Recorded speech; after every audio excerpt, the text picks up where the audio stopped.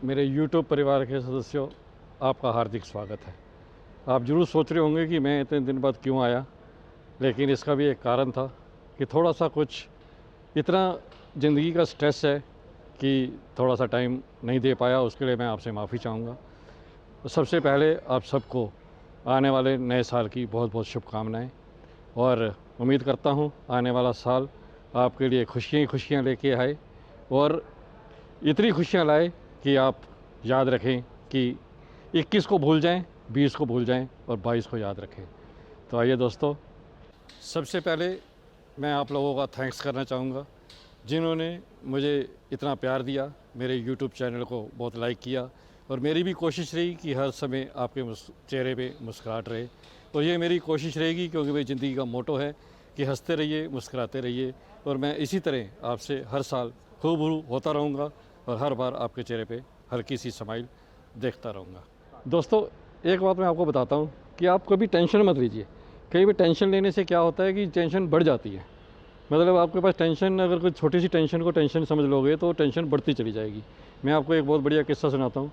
ऐसे ही एक सज्जन जा रहे थे, तो उसके घर की टेंशन थी, घर में लड़ाई करके जा रहे थे, बहुत टेंशन में थे।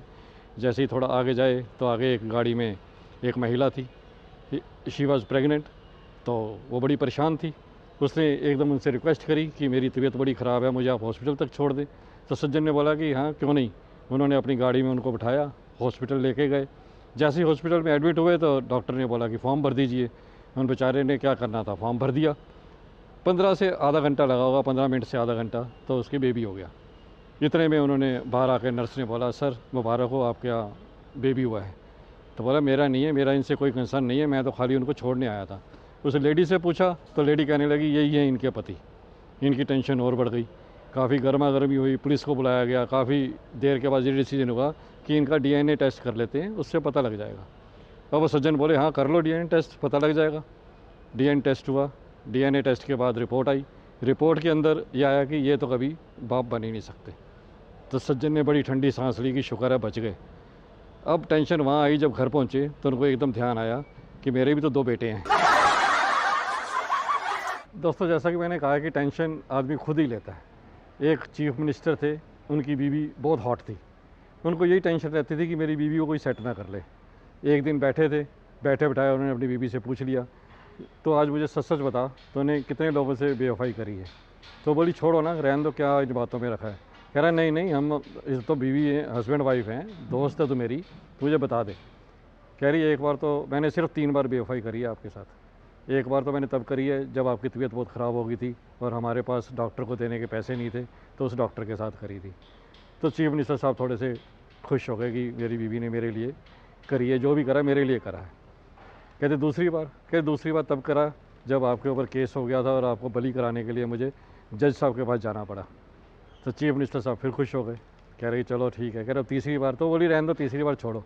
कहता नहीं नहीं, जब 2 बता दिए तीसरी भी बता दे। कह रही तीसरी बार तब करा था जब आपको चीफ मिनिस्टर बनने के लिए 72 MLA कम पड़ रहे थे। दोस्तों, एक बहुत बढ़िया किस्सा आपसे शेयर करता हूँ।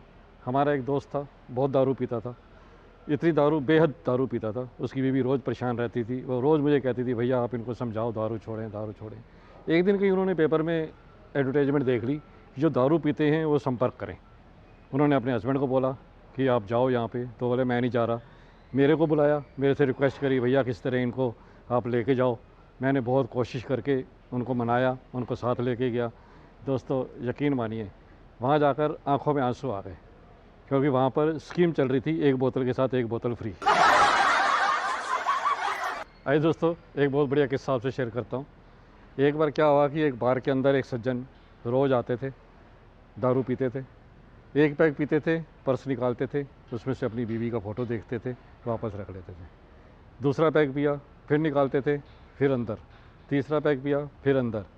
एक दिन एक बारमैन ने पूछ लिया, सर आप इतना प्यार करते हो अपनी बीवी से, क्योंकि आप हमेशा जब भी एक ड्रिंक करते हो तो उनका चेहरा देखते हो, तो लगता है आप बहुत ज़्यादा प्यार करते हैं। कह रहा, नहीं ऐसी कोई बात नहीं है, मैं उसको इसलिए बार बार देखता हूँ कि जब वो मुझे बहुत सुंदर दिखने लग जाती है तो मैं समझ जाता हूँ कि मेरी लिमिट पूरी हो गई और मैं आउट हो गया हूँ। आइए दोस्तों, एक बहुत बढ़िया किस्सा आपसे शेयर करता हूँ। एक बार हुआ ये कि एक बस के अंदर एक लेडी, ओल्ड लेडी बस में चढ़ी। बस में पूरी सीटें फुल थी, लेकिन एक जगह पे कुछ सीट ऐसी थी कि जहाँ पे वो बैठ सकती थी। लेकिन वो सज्जन थोड़ा सा और फैल के बैठ गए कि कहीं ये बुढ़िया मेरे पास आके ना बैठ जाए। वो बेचारी खड़ी थी। थोड़ी देर में ड्राइवर को देखा कि ड्राइवर ने देखा कि एक ओल्ड लेडी खड़ी है, तो उसने उसको बोला, माता जी आप इधर आ जाओ, बोनट पे बैठ जाओ। तो वो बेचारी बोनट पे बैठ गई। अगले स्टेशन पे एक बहुत सुंदर सी लड़की चढ़ी, और वही बंदा जो फैल गया था वो और सिकुड़ गया कि उसको जगह दे दूँ यहाँ बैठने के लिए। तो वो कहने लगा, आइए आइए बैठ जाइए। तो लड़की कहने लगी, नहीं नहीं, यहाँ मैं ठीक हूँ। तो माता जी देख रही थी। माता जी ने उसे बोला, बेटी बैठ जा, कुछ साल बाद तो तुझे बोनट पे भी बैठने हैं। दोस्तों, आजकल डिजिटल मीडिया इतना ज़्यादा वो हो गया है कि आजकल छोटे छोटे बच्चों को सब कुछ पता होता है। हमारे टाइम में क्या होता था कि सेक्स के बारे में बच्चों को नहीं पता होता था, और कोई भी पिक्चर के बारे में नहीं पता, कोई एडल्ट पिक्चर के बारे में नहीं पता, कुछ नहीं पता। तो आजकल तो बच्चों को सब पता होता है। मैं आपको एक बहुत बढ़िया किस्सा सुनाऊँ। मैं, मेरी वाइफ और मेरा बेटा पिक्चर देख रहे थे। पिक्चर कुछ ऐसी थी कि उसमें एक ऐसा सीन आया कि जो कि बच्चों के साथ देखने वाला नहीं था। मैंने अपनी वाइफ की तरफ देखा, वाइफ ने मेरी तरफ देखा, हम दोनों उठ के बाहर चले गए कि बच्चे के सामने ये क्या देखें। अब यकीन मानिए 10 मिनट बाद बच्चे की आवाज़ आई, पापा अंदर आ जाओ, वो सीन ख़त्म हो गया। मैं बच्चों की बात करूं, एक बार क्या हुआ कि मेरे को लगा कि यार अपने बच्चे को थोड़ा सा समझा दूं। मैंने मन में करा, चलो बाहर में बैठते हैं, इसको थोड़ा सा बिज़नेस के बारे में या वैसे एजुकेशन के बारे में कोई बात करेंगे। वहाँ हम लोग बैठ के बारमैन आया, तो मैंने उसे बोला कि एक काम करो, एक बियर ले आओ और एक फ्रेश लाइम सोडा ले आओ। अब यकीन मानिए मेरा बेटा मुझे कहता है, पापा आप भी बियर ही ले लो ना। आपको मैं एक बहुत बढ़िया किस्सा सुनाऊँ।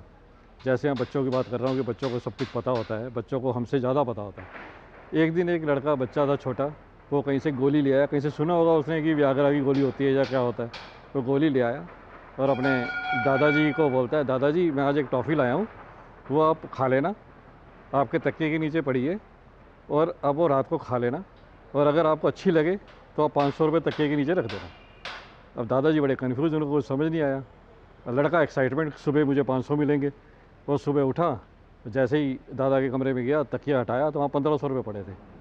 तो उसे दादाजी को बोला, दादाजी मैंने तो आपको 500 रुपये बोले थे। तो दादाजी बोले, मैंने तो 500 ही रखे थे, 1000 रुपये तेरी दादी ने रख दिया।